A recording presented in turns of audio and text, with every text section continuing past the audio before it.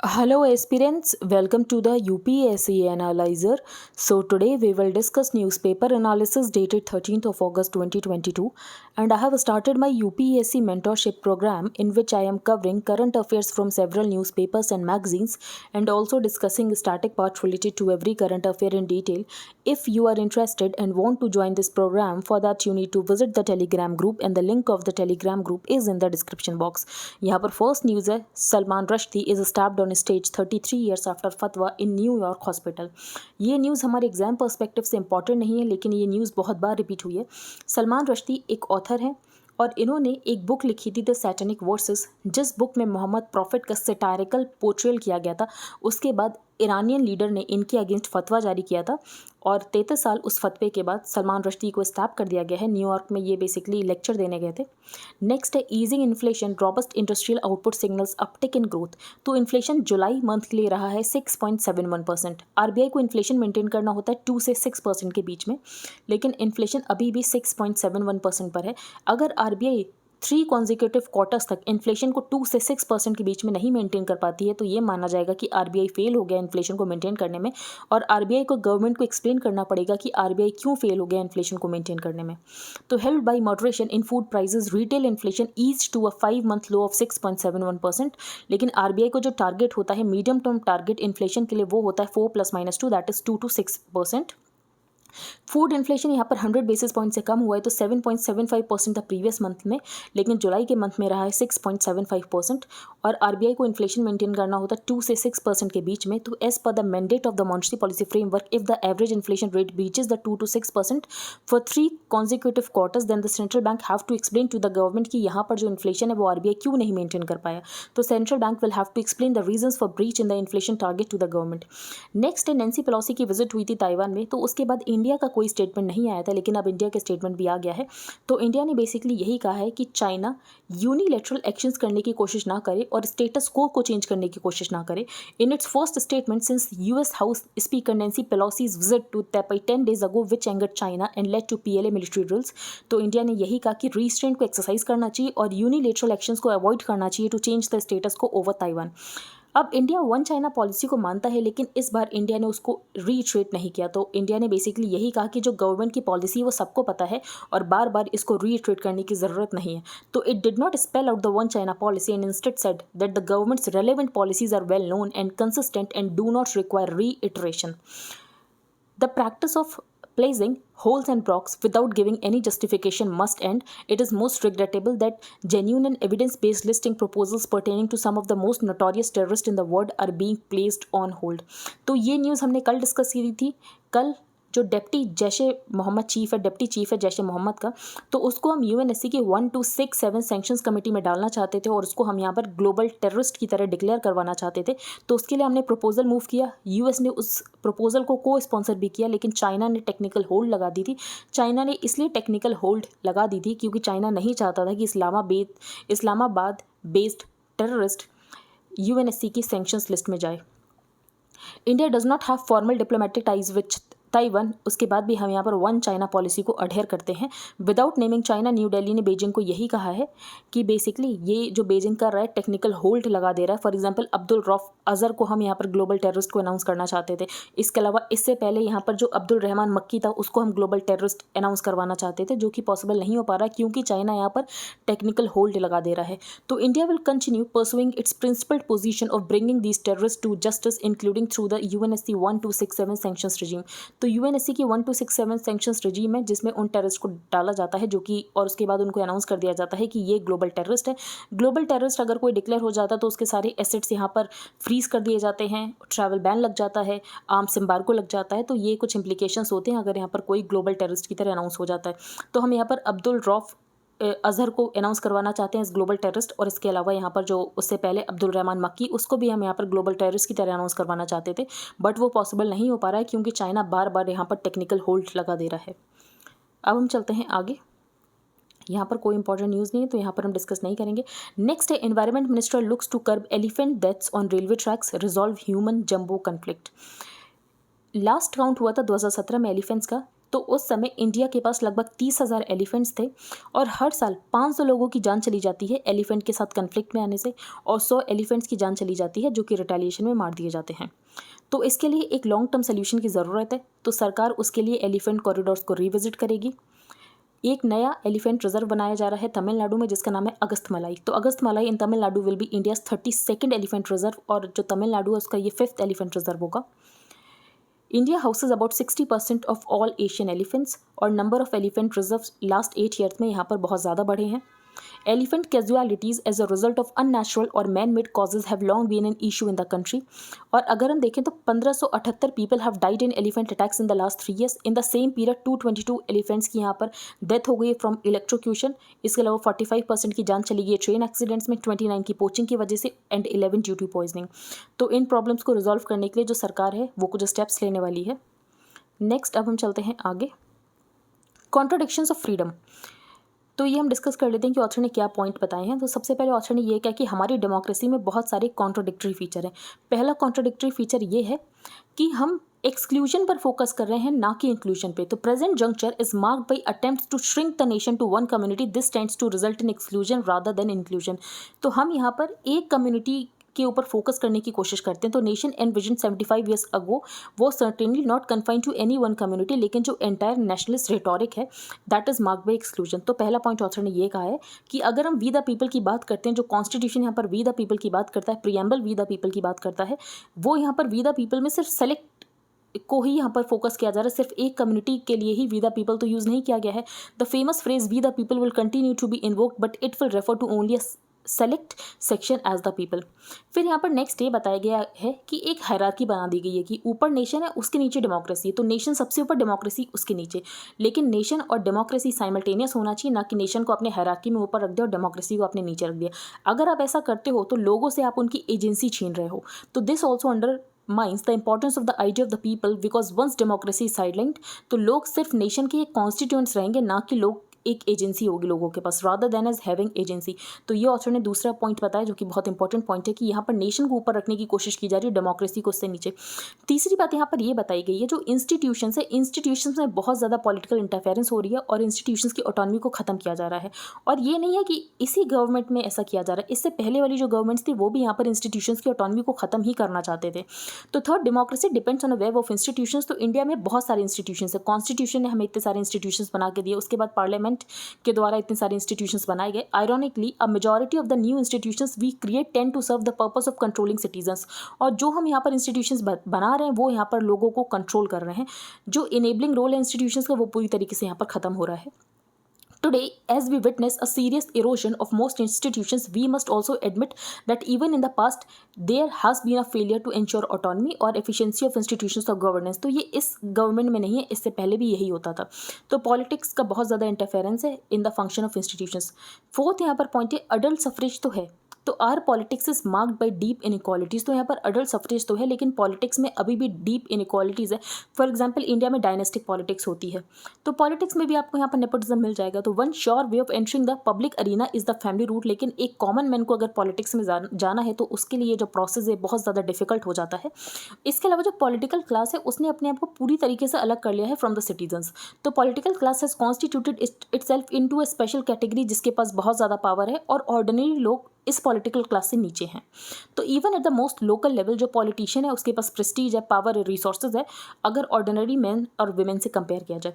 Finally what about the basic unit, the individual. तो यहाँ पर ये कम्युनिटी को ऊपर रखा जाता है और इंडिविजुअल के यहाँ पर राइट्स को ज़्यादा फोकस नहीं किया जाता है। तो within communities individuals are secondary, individual freedom such as freedom of expression are seen both by the public and rulers as unnecessary. तो दैट इज द प्रॉब्लम, हमारे पास फंडामेंटल राइट है, right to life and liberty, जो कि ignore किया जाता है। For example यहाँ पर अरेस्ट कर लिया जाता है, अगर आप डिसेंट करते हो सरकार के अगेंस्ट तो आपको अरेस्ट कर लिया जाता है। जो प्रोसेस है वही यहाँ पर एक तरीके का पनिशमेंट बन जाता है। तो between the state and the individual, तो जो स्टेट है उसको इमेजिन किया गया है कि स्टेट के पास यहाँ पर हायर ऑल्टर ऑफ पावर है, वर्च्यू है, विजडम है। तो ये ऑथर ने यहाँ पर पॉइंट बताया है। अ सिस्टम दैट हील्स, तो इस आर्टिकल में फोकस किया गया प्राइमरी हेल्थ केयर सिस्टम पे। तो इंडिया का primary health care system develop नहीं हो पाया फॉर एग्जाम्पल केरला ने रिफॉर्म्स लिए हैं तो ऐसे ही कुछ रिफॉर्म्स लेने की ज़रूरत है। Since independence India has been striving to establish a comprehensive primary health care system, तो इसके लिए Bhore committee report 1946, Kartar Singh committee report of 1973, फिर नेशनल रूरल हेल्थ मिशन आता है 2005 का, फिर आयुष्मान भारत मिशन आता है 2019 का। फिर यहाँ पर ऑथर ने नेशनल रूरल हेल्थ मिशन की बात की है जो कि एक गेम चेंजर था। 3 फोल्ड इंक्रीज हुआ था बजट में। मिशन, यहाँ पर मिशन सेट स्टैंडर्ड्स किए गए थे कि बेसिकली फिजिकल इंफ्रास्ट्रक्चर डेवलप करना, ह्यूमन रिसोर्सेज और सर्विस डिलीवरी यहाँ पर इंश्योर करनी है, और उसकी वजह से सब्सटेंशियल गेन्स हुआ। For example institutional deliveries increase हो गई 41% से 89% इन 2021। मेटरनल मोर्टेलिटी रेट 407 पर 1 लाख विमेन से कम होकर हो गया 113। इन्फेंट मोर्टेलिटी रेट 58 पर 1000 लाइव बर्थ से कम होकर हो गया 28 पर 1000 live births. With increased availability of drugs, diagnostic और डॉक्टर्स, जो हेल्थ केयर सिस्टम का फुटफॉल है वो भी यहाँ पर इंक्रीज हुआ। तो नेशनल रूरल हेल्थ मिशन की वजह से यहाँ पर बहुत सारे चेंजेस हुए। लेकिन despite these efforts, however less than 10% of the facility जो है वो यहाँ पर IPHS को मैच करती है। IPHS क्या है? Indian public health standards. One reason for the deficit क्या है कि जो सरकार है वो सिर्फ 1.1% ऑफ द GDP की स्पेंडिंग करती है हेल्थ केयर पर। Other reason is the wavering political support for primary care, जो कि चेंज होता रहता है अकॉर्डिंग टू कि कौन यहाँ पर रूलिंग गवर्नमेंट है। एज अ रिजल्ट जो प्राइमरी हेल्थ केयर सिस्टम है उसमें बहुत ज़्यादा गैप्स और डिफिशियंसीज हैं जिनको कि चेंज करने की ज़रूरत है। कोविड पैंडेमिक के दौरान हमें ये पता चला कि प्राइमरी हेल्थ केयर सिस्टम कितना ज़्यादा इंपॉर्टेंट हो जाता है। Kerala seems to have quietly begun the reform process, तो 2014 में केरला ने रिफॉर्म करना शुरू किया। Reconstruction process started with the acceptance of the basic but often ignored fact कि यहाँ पर जो फैसिलिटी है वो कम्युनिटी की नीड्स को केटर करे। तो फैसिलिटी कम्युनिटी की नीड्स को केटर करे, और उसके लिए ये बात बहुत इंपॉर्टेंट रियलाइज़ करना कि 70 ईयर ओल्ड PHC स्ट्रक्चर जो है उसके पास इंस्टीट्यूशनल कैपेसिटी नहीं है क्रोनिक डिजीज़ को मैनेज करने के लिए। तो यहाँ पर इंफ्रास्ट्रक्चर बनाने की ज़रूरत है जो कि केरला ने स्टार्ट किया। A series of coordinated interventions for made. For example यहाँ पर टाइमिंग्स को चेंज किया गया, रीडिज़ाइन किया गया सेंटर्स को, इसके अलावा फैसिलिटीज़ के साथ इक्विप किया गया सेंटर्स को। जो यहाँ पर पेशेंट्स हैं जब ज़रूरत लगी उनको यहाँ पर रेफ़र भी किया गया। तो referral of patients to higher levels of care and ensuring post hospitalization followups, तो यहाँ पर केरला में PHCs में रिफॉर्म्स हुए। Comprehensive approach has been enabled by a tripartite partnership, जो कि केरला में हुई between the state's, health department, women's collectives and community level bodies. अब स्टेट का टास्क हाउएवर अभी पूरा नहीं हुआ है क्योंकि अकाउंटेबिलिटी को इंश्योर करना है। इन अदर वर्ड्स जो डॉक्टर्स हैं, पैरामेडिक्स है, फ्रंटलाइन वर्कर्स है, उनको रिस्पॉन्सिबल होना चाहिए for the health and wellbeing of every member जो कि उस प्राइमरी हेल्थ केयर सेंटर में आते हैं। अब यहाँ पर इंसान बीमार हो जाए, प्राइमरी हेल्थ केयर सेंटर में जाए, उससे पहले ये कोशिश की जाए कि लोगों में यहाँ पर लाइफ स्टाइल चेंजेस कराए जाए जिसकी वजह से बीमारी कम से कम हो। Such interventions can be particularly useful in reducing the insulin dependence of a diabetic through sound case management, क्योंकि यहाँ पर कुछ डिजीज़ होती हैं जो कि लाइफ स्टाइल चेंजेस की वजह से होती हैं। फॉर एग्जांपल अगर आप प्रॉपर मेडिकेशन लो, डाइट करो, एक्सरसाइज करो, योगा करो, तो आप यहाँ पर ठीक हो सकते हो। अब proactive primary health care system such as this can help early in the diagnosis, और इससे हॉस्पिटलाइजेशन भी कम होगा और इसकी वजह से जो प्रेशर है प्राइमरी हेल्थ केयर सेंटर पे वो भी यहाँ पर कम होगा। But then what Kerala is attempting is not what Bihar, UP और असम शुड डू, क्योंकि यहाँ पर सब स्टेट्स की प्रॉब्लम अलग है। किसी स्टेट में किसी और डिजीज़ का बर्डन ज़्यादा है। तो inter state differentials in morbidity patterns are wide and health system needs to be tweaked according to states disease burden. तो नेशनल पॉलिसी इसके लिए होने की ज़रूरत है क्योंकि एक सिंगल सिस्टम आप हर जगह इंप्लीमेंट नहीं कर सकते हो। The sooner the centre accepts the principle of flexibility, decentralization, और उसके बाद ही हमें इनोवेशन देखने को मिलेगा बाय द स्टेट्स। नेक्स्ट है यहाँ पर लेबर एंड इट्स डिसकॉन्टेंट्स। अब इंडिया में जॉब्स नहीं है। अगर इंडिया में एम्प्लॉयमेंट है भी तो basically good quality of employment नहीं है, पुअर क्वालिटी ऑफ एम्प्लॉयमेंट है, बहुत ज़्यादा वल्नरेबल जॉब्स हैं जिसमें सोशल सिक्योरिटी बेनिफिट्स नहीं मिलते हैं। तो डोमिनेंट थियरी इन यूज़ क्या है कि इंडिया में एम्प्लॉयमेंट कैसे क्रिएट होगा। तो बेसिकली ये कहा जाता है कि अगर ईज़ ऑफ डूइंग बिजनेस होगी तो इन्वेस्टर इन्वेस्ट करेगा, इन्वेस्टर इन्वेस्ट करेगा तो यहाँ पर जॉब्स क्रिएट होंगी। The dominant theory in use to increase employment is to improve the ease of doing business, और अगर डूइंग बिजनेस का आसान होगा यहाँ पर बिजनेस करना तो उसकी वजह से बिजनेसेस में इन्वेस्टमेंट आएंगे, तो फॉर्मल एंटरप्राइजेस जो होंगे जो कि नई तरीके की जॉब्स को क्रिएट करेंगे और इंडिया में एम्प्लॉयमेंट क्रिएट होगा। अब इसके लिए इन्वेस्टमेंट आए तो उसके लिए ये एक पॉइंट होता था कि लेबर के यहाँ पर प्रोसेस है उनको आपको ईज करने की ज़रूरत है, तो लेबर रिफॉर्म्स करने की ज़रूरत है। तो लेबर लॉज में रिफॉर्म हुए। इससे पहले वाली जो गवर्नमेंट थी यूपी के टाइम में, तो उस समय भी यहाँ पर रिफॉर्म्स हुए। Therefore the NDA government became bolder in 2014 and move to reform the content of the laws. लेकिन एनडीए गवर्नमेंट ने यहाँ पर कंटेंट को भी यहाँ पर रिफॉर्म किया। अब क्या उस रिफॉर्म के बाद चेंज हुआ है, क्या जॉब्स क्रिएट हुई हैं, वो ऑथर ने एक रिपोर्ट को यहाँ पर डिस्कस किया, तो वो हम डिस्कस करेंगे। तो government designed a framework for reforms and since labour is a state subject, तो यहाँ पर गवर्नमेंट ने एनकरेज किया स्टेट्स को कि आप रिफॉर्म करो। राजस्थान गवर्नमेंट ने यहाँ पर रिफॉर्म किए और अपने लेबर लॉज को बहुत ज़्यादा लिबरलाइज कर दिया। Labour laws cover many subjects, payment of wages, safety condition, social security. और ये जो रिपोर्ट है ये 2004 से 5 तक 4-5 से लेकर 2018-19 के टाइम पीरियड को देखती है। इट फोकसेस ऑन 6 स्टेट्स जहाँ पर लेबर रिफॉर्म्स किए गए। अब अगर हम देखें तो क्या लेबर रिफॉर्म्स करने के बाद जॉब्स ज़्यादा क्रिएट हुई? तो reading through the report one conclusion is unmistakable, reforms of labour laws have had little effect on increasing employment in large enterprises. तो लार्ज एंटरप्राइजेस में ज़्यादा एम्प्लॉयमेंट नहीं इंक्रीज हुआ।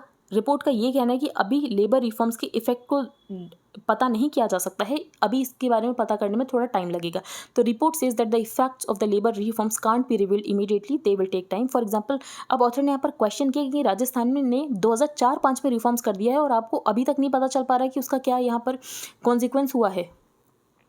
In fact the report says employment in formal enterprises ज़्यादातर informal बन रहा है, क्योंकि यहाँ पर जो फॉर्मल एंटरप्राइजेस हैं वो क्या कर रहे हैं, large investors can afford to use more capital and also employing increasing number of people on short term contract, जिनकी वजह से वो उनको ईजिली फायर कर सके। एक बार कॉन्ट्रैक्ट खत्म उसके बाद आप जाओ।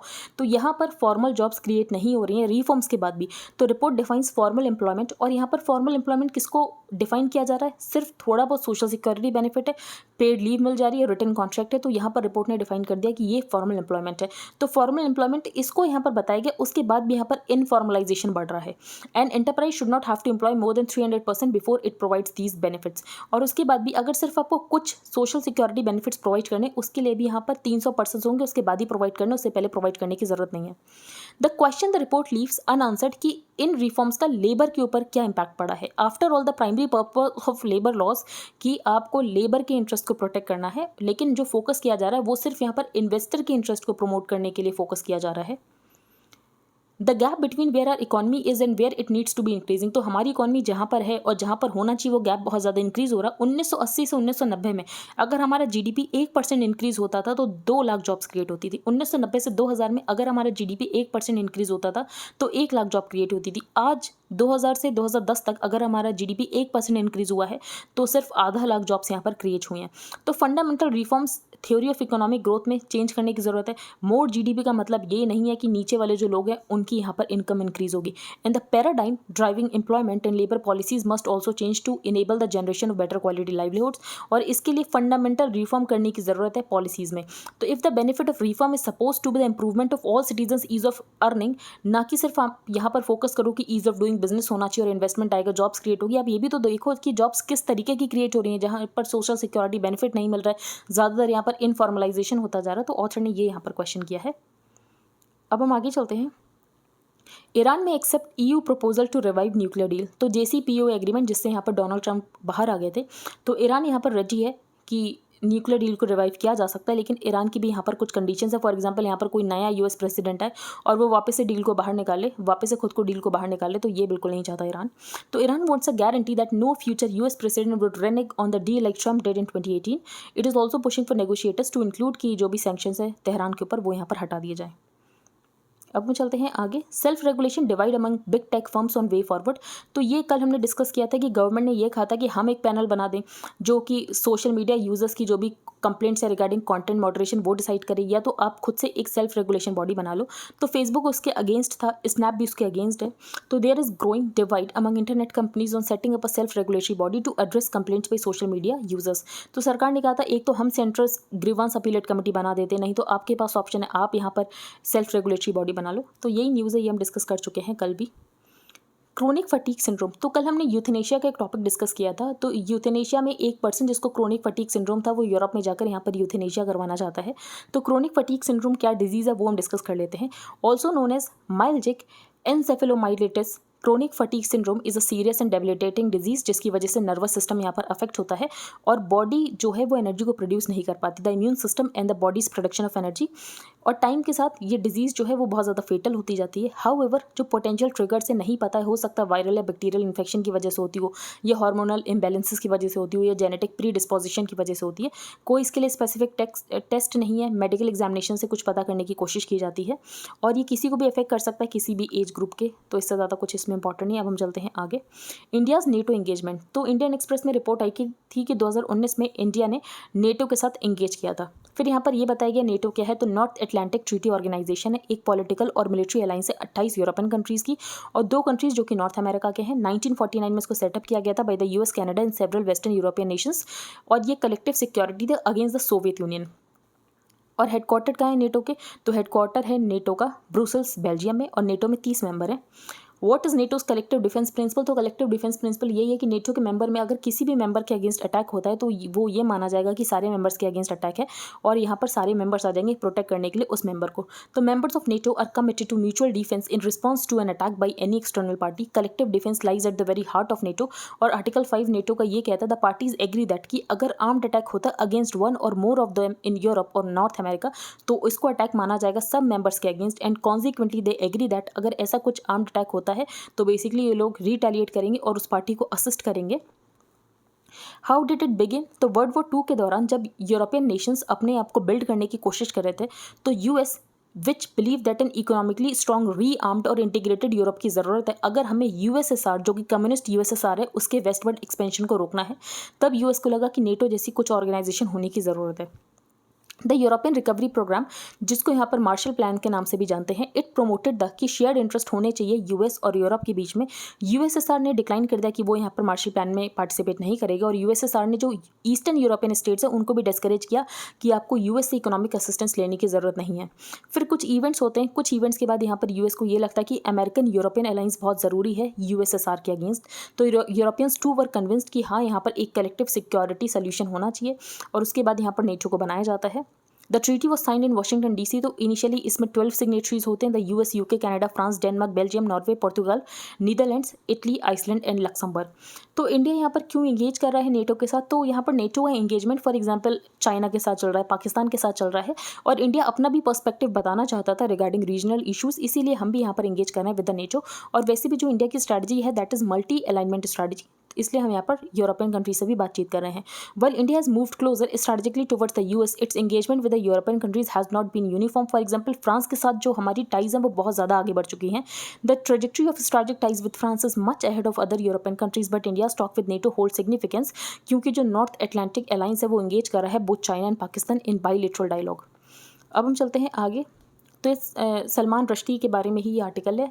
तो सैटेनिक वर्सेस इनकी किताब थी, 1988 में पब्लिश हुई थी और इनको बुकर प्राइज़ भी मिला है for his Midnight Children has faced innumerable threats to his life, क्योंकि यहाँ पर जो अयतुल्ला खमेनी है उन्होंने फतवा जारी कर दिया था इनके अगेंस्ट फॉर इंसल्टिंग इस्लाम। एक बार हम रिवाइज कर लेते हैं जो हमने रीड किया। तो फर्स्ट पेज पर हमने सलमान रश्दी वाली न्यूज़ रीड की थी। फिर सेकंड में इन्फ्लेशन कितना रहा है, तो 6.71% रहा है। आरबीआई को इन्फ्लेशन मेंटेन करना होता है बिटवीन 2 to 6%, लेकिन उससे तो ज़्यादा ही रहा है इन्फ्लेशन। तो अगर यहाँ पर आरबीआई 3 कॉन्जिक्यूटिव क्वार्टर्स तक इन्फ्लेशन को 2 से 6% के बीच में नहीं मेंटेन कर पाता, इसका मतलब ये है कि आरबीआई इन्फ्लेशन को मेंटेन करने में फेल हो गया और आरबीआई को सेंट्रल गवर्नमेंट को एक्सप्लेन करना पड़ेगा कि आरबीआई क्यों फेल हो गया और आरबीआई यहाँ पर इन्फ्लेशन को क्यों नहीं मेंटेन कर पाया। इंडिया का क्या स्टैंड है, तो इंडिया ने बेसिकली यही कहा है चाइना को कि जो चाइना है वो यहाँ पर स्टेटस को चेंज करने की कोशिश ना करे और कोई भी यहाँ पर यूनिलेटरल एक्शंस ना ले। इंडिया ने यहाँ पर अपनी वन चाइना पॉलिसी को रीइटरेट नहीं किया और इंडिया ने बेसिकली यही कहा कि हमारी पॉलिसी सबको पता है, हमें बार बार रीइटरेट करने की ज़रूरत नहीं है। फिर यहाँ पर इंडिया ने चाइना को स्नैप किया है क्योंकि चाइना यहाँ पर टेक्निकल होल्ड लगा दे रहा है। फॉर एग्जाम्पल यहाँ पर जो अजहर है उसको हम यहाँ पर क्लासीफाई करवाना चाहते हैं ग्लोबल टेररिस्ट। इसके अलावा अब्दुल रहमान मक्की को हम यहाँ पर ग्लोबल टेररिस्ट की तरह यहाँ पर क्लासीफाई करवाना चाहते हैं यूएनएससी की 1267 सैंक्शंस कमेटी में, जो कि पॉसिबल नहीं हो पा रहा है बिकॉज ऑफ चाइना, क्योंकि चाइना यहाँ पर इस्लामाबाद बेस्ड टेररिस्ट को प्रोटेक्ट करने की कोशिश करता है। नेक्स्ट यहाँ पर एलिफेंट और ह्यूमन कन्फ्लिक्ट के रीजंस जो कि हमने डिस्कस कर लिए हैं। अब एक नया एलिफेंट रिजर्व बनाया जा रहा है जो कि अगस्त्यमलाई, जो कि है तमिलनाडु में और इंडिया के 32nd एलिफेंट रिजर्व होगा। नेक्स्ट हम चलते हैं आगे। तो यहाँ पर हमारी डेमोक्रेसी के कॉन्ट्राडिक्टरी फीचर्स बताए गए हैं। तो सबसे पहला कॉन्ट्राडिक्टरी फीचर्स क्या है कि हम यहाँ पर एक्सक्लूजन पे फोकस कर रहे हैं रादर देन इंक्लूजन। फिर दूसरी बात ये बताई गई है कि जो हमारे इंस्टीट्यूशंस हैं उनको वीक करने की कोशिश की जा रही है। इंस्टीट्यूशंस में जो पॉलिटिकल इंटरफेरेंस है वो बहुत ज़्यादा इंक्रीज हो रहा है। हमने एक हायरार्की क्रिएट कर दी है कि नेशन जो है सबसे ऊपर है, उसके नीचे डेमोक्रेसी, जबकि नेशन और डेमोक्रेसी साथ में होना चाहिए। फिर एडल्ट सफरेज तो है, लेकिन पॉलिटिक्स में अगर किसी को जाना तो उसके लिए बहुत मुश्किल होता है। फॉर एग्जाम्पल या तो नेपोटिज्म हो तब तो वो आसानी से जा सकता है, डायनेस्टिक पॉलिटिक्स हो, लेकिन खुद से पॉलिटिक्स में जाना बहुत मुश्किल होता है। इसके अलावा जो पॉलिटिशियंस हैं उन्होंने अपनी एक special category of class create कर ली है जो कि ऑर्डिनरी सिटीजन से बहुत ज़्यादा डिफरेंट है। इसके अलावा यहाँ पर कम्युनिटीज़ को ऊपर देखा जाता है और जो इंडिविजुअल के राइट्स है उनको उससे नीचे देखा जाता है, than that is the problem. Next है प्राइमरी हेल्थ केयर। तो यहाँ पर नेशनल रूरल हेल्थ मिशन की तारीफ की गई है कि उसकी वजह से बहुत ज़्यादा चेंजेस है। फॉर एग्जाम्पल यहाँ पर मैटरनल मोर्टेलिटी रेट बहुत ज़्यादा कम हो गया, इसके अलावा इन्फेंट मोर्टेलिटी रेट यहाँ पर कम हो गया, इंस्टीट्यूशनल डिलीवरीज 89% हो गई हैं। तो केरला ने यहाँ पर रिफॉर्म करना शुरू किया, तो केरला में चेंजेस आए हैं, लेकिन और भी स्टेट्स को रिफॉर्म करने की ज़रूरत है। तो उसके लिए सेंटर को ये बात समझनी चाहिए कि डिसेंट्रलाइजेशन के ऊपर फोकस करे और स्टेट्स को अपने अकॉर्डिंग यहाँ पर इनोवेट करने दिया जाए। Next, labour and its discontent. तो इंडिया में ईज ऑफ डूइंग बिजनेस को प्रमोट करने के लिए लेबर लॉज में रिफॉर्म किया गया, लेकिन यहाँ पर जो लेबर लॉज में रिफॉर्म किया गया वो मोस्टली यहाँ पर फेवर में थे फॉर द इन्वेस्टर्स। लेकिन उसकी वजह से भी हम देखें तो इंडिया में जॉब्स क्रिएट हुई हैं। तो जो जॉब्स क्रिएट हुई हैं वो यहाँ पर बेसिकली फॉर्मल जॉब्स क्रिएट नहीं हुई हैं, इनफॉर्मल जॉब्स क्रिएट हुई हैं, जिसकी वजह से कोई प्रोडक्टिविटी इंक्रीज नहीं हुई, लेकिन यहाँ पर इन्वेस्टर्स को ज़रूर फायदा हो गया है, बिजनेस पर्सन को ज़रूर फायदा हो गया। तो ऑथर ने बेसिकली यही कहा है कि अगर आपको लेबर लॉज में रिफॉर्म करने हैं तो अगर उसका कोई इंपैक्ट हो रहा है तब तो आप करो, लेकिन अगर उसका कोई इंपैक्ट नहीं हो रहा है, यहाँ पर जो डिग्निफाइड लाइफ है वो भी यहाँ पर लेबर नहीं जी पा रहा है, then there is no point of doing labour reforms. अब हम चलते हैं आगे। तो न्यूक्लियर डील ईरान हो सकता है रिवाइव कर ले। फिर सेल्फ रेगुलेशन, तो यहाँ पर जो फेसबुक और स्नैप है वो उसके अगेंस्ट है कि हमें सेल्फ रेगुलेशन नहीं चाहिए, गवर्नमेंट अपनी ही बॉडी बना दे। फिर क्रोनिक फटीग सिंड्रोम, ये हमने डिस्कस कर लिया कि जो नर्वस सिस्टम है वो यहाँ पर नर्वस सिस्टम का ब्रेकडाउन होने लगता है, जिसकी वजह से प्रॉब्लम आ जाती है। इंडियाज़ नेटो इंगेजमेंट, तो नॉर्थ अटलांटिक ट्रीटी ऑर्गेनाइजेशन, जो कि यहाँ पर जिसमें 28 यूरोपियन कंट्रीज़ है, 2 कंट्रीज़ नॉर्थ अमेरिका में, यूएसए और कनाडा, 1949 में बनी थी।